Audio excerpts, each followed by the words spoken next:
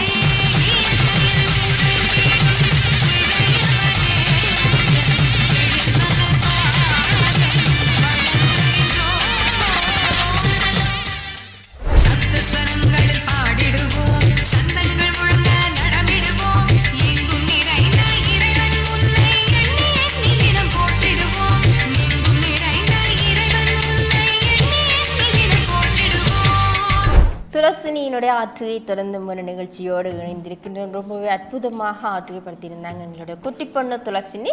துளசினி ரொம்ப பயந்து ஆடின மாதிரி எனக்கு ஃபீல் ஆச்சு. இந்த மேடைக்கு புதுசோ எனக்கு தெரியல, அவங்கள்ட்டே கேட்டுடலாம். துளசினி வணக்கம், எப்படி இருக்கிறீங்க? சரி, இந்த மேடையில் நீங்கள் ஆற்றுகைப்படுத்தினீங்க தானே?